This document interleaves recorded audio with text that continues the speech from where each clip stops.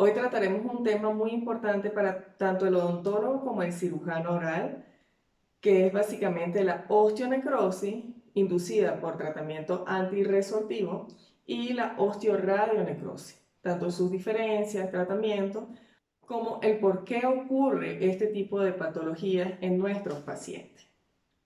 Básicamente, la osteoradionecrosis ocurre por efectos de la radiación, es decir, afecta a los pacientes a los cuales se les realizó un tratamiento con radioterapia, el cual, recordemos, puede ser aplicada de forma local o interna, como la braquiterapia, así como la radioterapia externa o teleterapia. También existe otro tipo de radioterapia que es la radioterapia sistémica. Es de recordar que los efectos pueden aparecer hasta 30 años después de aplicar las sesiones de radioterapia. Con respecto a la osteonecrosis, tiene una etiología basada en el consumo de medicamentos antirresortivos. Entre estos se encuentran los bifosfonatos, los angiogénicos y los anticuerpos monoclonales.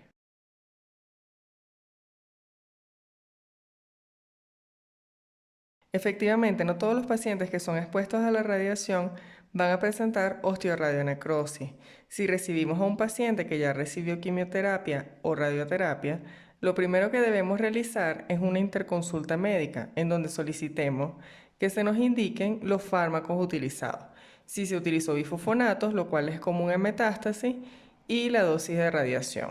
Si la dosis de radiación fue mayor a 6.000 rads o 60 Gray, se corre el riesgo de que este paciente pueda padecer de osteoradionecrosis, aunque también pueden presentarse en dosis menores a 45 Gray o 4.500 rads. Otro de los factores que vamos a tomar en cuenta son etiologías sistémicas como la diabetes, consumo de tabaco o alcohol, así como la edad. Con respecto a los factores locales, se toman en cuenta el tamaño y localización del tumor, su estadio, la recurrencia, así como el tipo de radioterapia. En este sentido, como ya lo hemos mencionado, tenemos la braquiterapia o terapia interna, la cual es la menos agresiva. Se utilizan los aditamentos llamados implantes que se colocan en un sitio a irradiar y tienen un corto alcance, es decir, que requieren una menor cantidad de radiación y que va a estar localizado el efecto de la radiación sobre el órgano afectado por lo que sería el tumor, en este caso, ¿no? Por otro lado, la terapia externa utiliza la radiación procedente de un equipo generador situado a cierta distancia de la zona a irradiar. Por último, la radioterapia sistémica, en la cual se administran los radiofármacos, como el yodo radioactivo. En este caso se puede manejar el cuadro del paciente mediante antibiótico terapia, oxígeno hiperbárico y mandibulectomía en los casos más extremos. Con respecto al paciente que ingresa al consultorio y te dice, doctora, me van a realizar un tratamiento con radioterapia en región orbitaria, por ejemplo, ¿no? Que es una región facial. En estos casos se realiza inicialmente una interconsulta en donde se solicita el inicio de la terapia y que se señale la necesidad de realizar una férula protectora, así como sanear al paciente previamente mediante la realización de exodoncia, endodoncia, fluorizaciones y educar al paciente.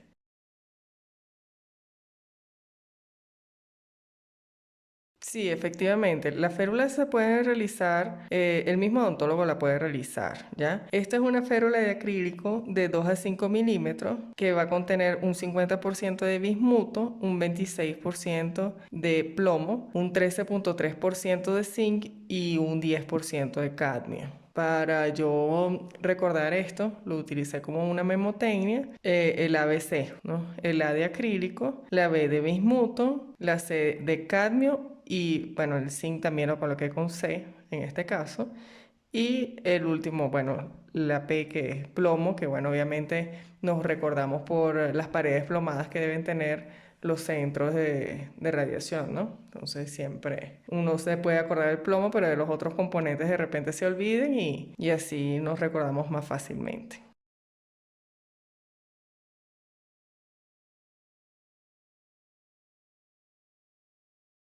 Sí, con respecto a los medicamentos antirresortivos, es un poquito diferente porque este tipo de medicamento lo puede utilizar tanto una persona que tiene metástasis como otra persona que de repente tiene alguna otra patología, como por ejemplo la enfermedad de Paget, la enfermedad de McCune-Albright, osteogénesis imperfecta, osteoporosis, que es una de las más frecuentes, osteopenia. Y esto básicamente, este medicamento fue descubierto por Marx recientemente en el año 2003 mediante el uso de los bifosfonatos.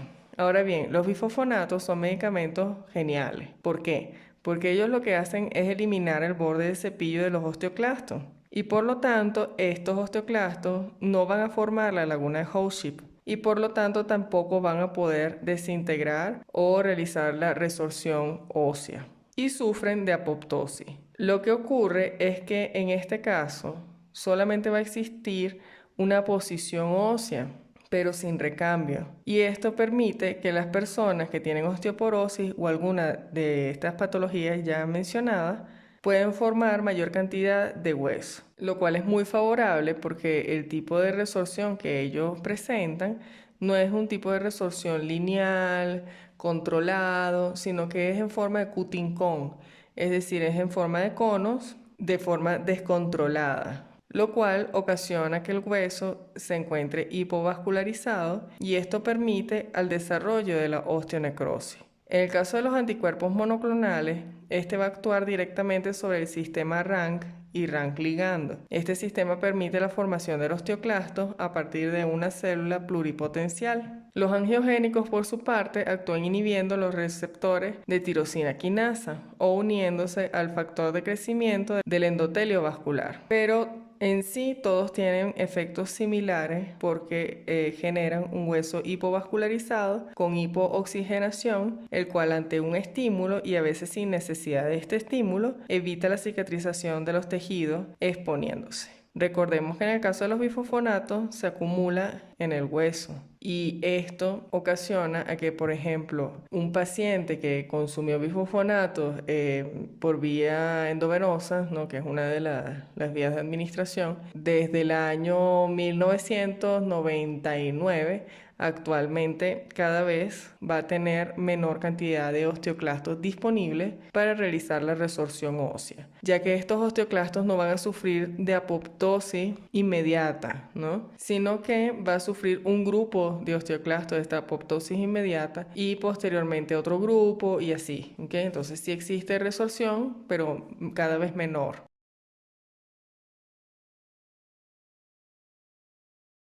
Efectivamente, aparece en el área mandibular debido a que el recambio óseo que existe a nivel alveolar es muy acelerado. Este es 10 veces mayor que en la tibia y 5 veces más que en cualquier otra parte. Además, el tipo de hueso es mucho más compacto, por ejemplo, que en el maxilar. Y esto contribuye a una menor vascularización.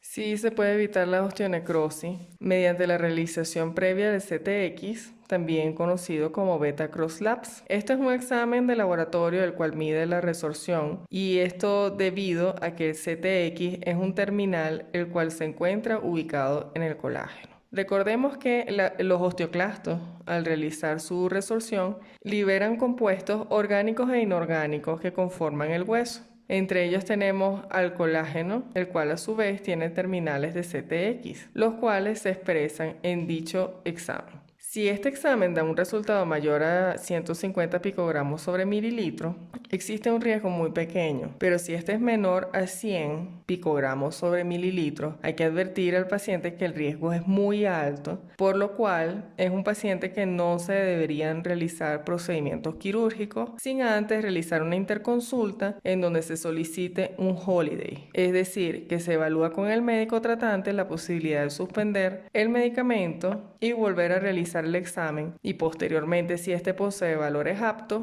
realizar el tratamiento quirúrgico.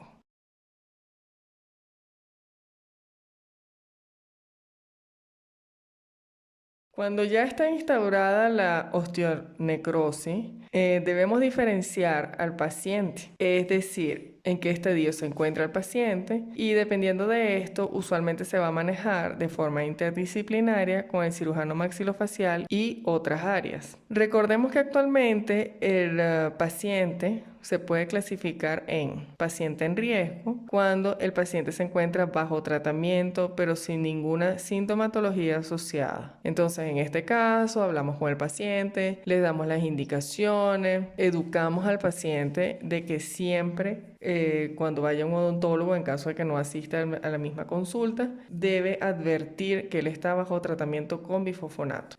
Posteriormente está el estadio 0, en donde el paciente no tiene evidencia clínica de necrosis, pero puede tener cambio en radiografía o sintomatología no específica. En este caso se debe realizar un manejo sistémico, incluyendo el uso de la medicación para el dolor y antibióticos. Ya en el estadio 1 hay una exposición de hueso necrótico o fístula, por lo que se van a realizar enjuagues con clorexina al 12%.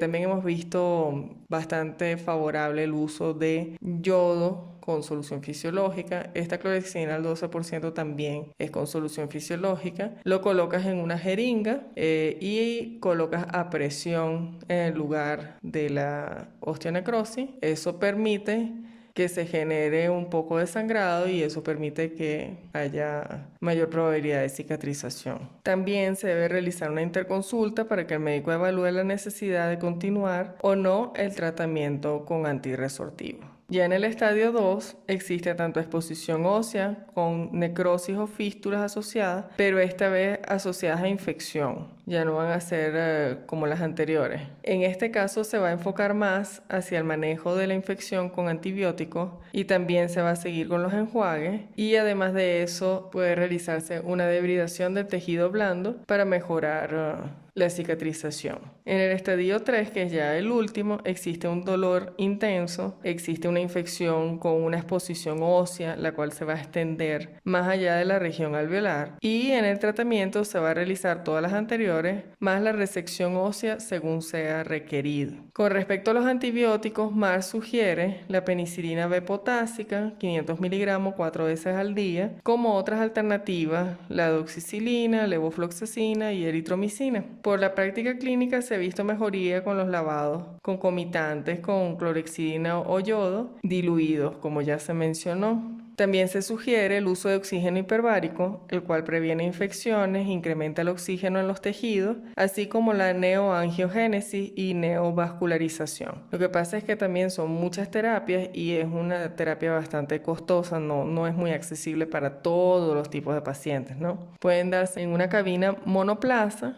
como la que se ve en la diapositiva, o multiplaza. Y se realizan 20 terapias continuas previas al procedimiento y posteriormente 10 terapias.